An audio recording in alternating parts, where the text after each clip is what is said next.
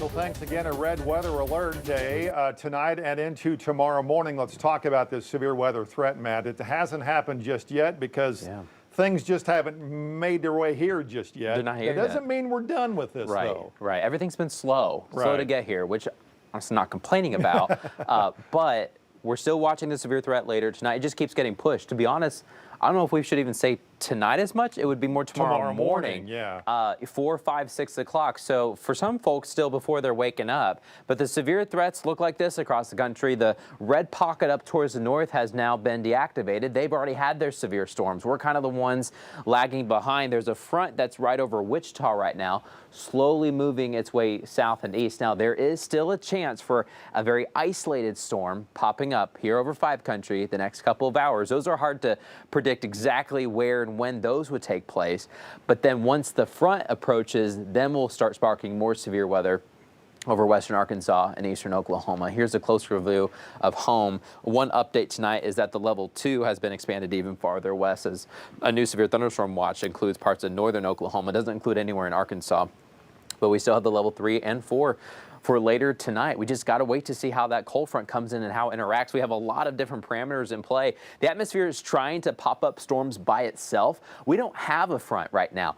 Up north, they had a front, they had a boundary to help pop the storms off of. We don't have that. We're trying to force the atmosphere to do it. And we may be successful at times. You know, every once in a while we get some of these pop-up showers, but they've been kind of weak. And we've had some across Little Rock too. And see that storm? That storm's trying to pop up. So we're trying to force things right now. We'll see if we can. If we can't, we just got to wait until the cold front comes in later tonight. We've got a couple little downpours over the Boston Mountains, even stretching north in Huntsville right now, but we don't have anything in Northwest. We don't have anything throughout the River Valley. And what's still in place is this cap, this lid on the atmosphere that keeps the storms tame.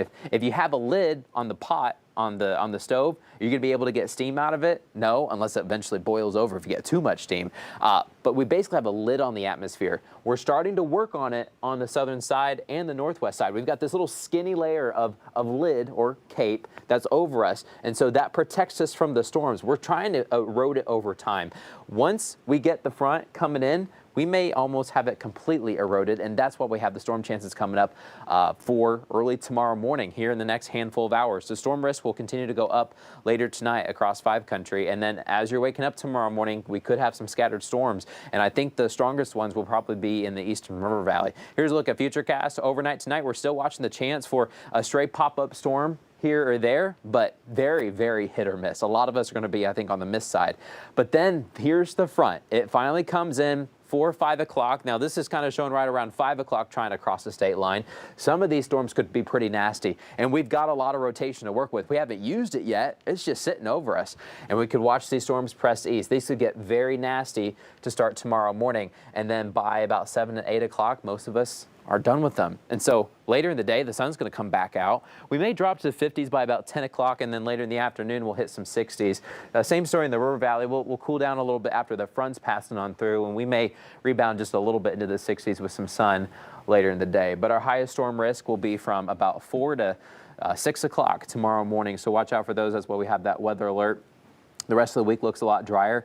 There's a chance for a stray shower, maybe on Saturday. That's kind of a newer development, but Easter Sunday looks dry. So here's the thing. With this coming in as late as it is now, maybe not at 2 or 3 or 4 in the morning, later on, maybe after the sun comes up. For some people, it could be close to the sun coming up. Yeah. Is that better?